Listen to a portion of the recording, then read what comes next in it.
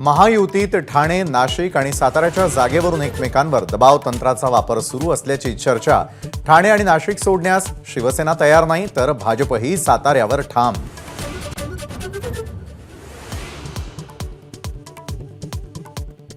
विजय शिवतारेंकडून सासवडमध्ये नागरिक संवाद मेळाव्याचं आयोजन। मुख्यमंत्री एकनाथ शिंदे आणि अजित पवार उपस्थित राहणार। फडणवीस जाणार की नाही याबाबत साशंकता।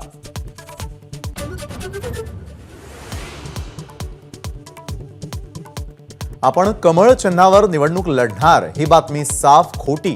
छगन भुजबळ यांचं स्पष्टीकरण। नाशिकमधून तुम्हीच लढलं पाहिजे असं अजित पवार म्हणाले। भुजबळ यांचं वक्तव्य।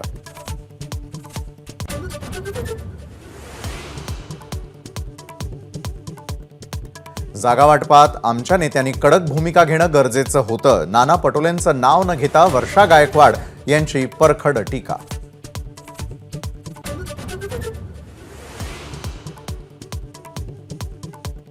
भाजप नेते आणि मंत्री मंगल प्रभात लोढा राज ठाकरेंच्या भेटीला महायुतीला पाठिंबा दिला म्हणून आभार मानण्यासाठी भेट घेतल्याची माहिती।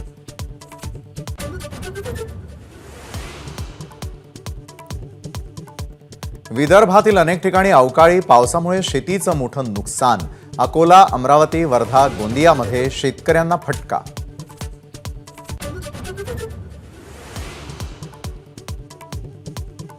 समृद्धी महामार्गावर कार आणि ट्रकचा भीषण अपघात। कारमधले तिघे प्रवासी गंभीर जखमी। बुलडाणा जिल्ह्यातली घटना।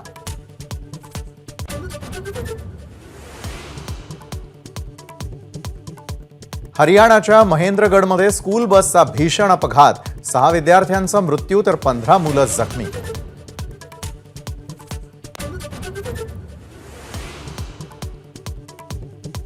थोर समाजसेवक महात्मा ज्योतिबा फुलेंची आज जयंती। पुण्यामधील फुलेवाड्यात कार्यक्रमांचं आयोजन।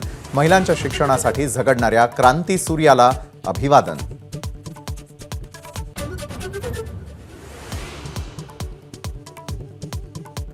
आज देशभरात साजरी होतीये ईद। सर्व प्रमुख मशिदींमध्ये ईदचा नमाज पढण्यासाठी मुस्लिम बांधवांची रीघ।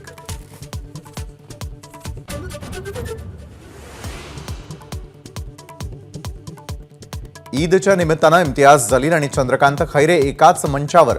संभाजीनगरच्या कार्यक्रमात दोघांची गळा भेट। एबीपी माझा, उघडा डोळे बघा नीट।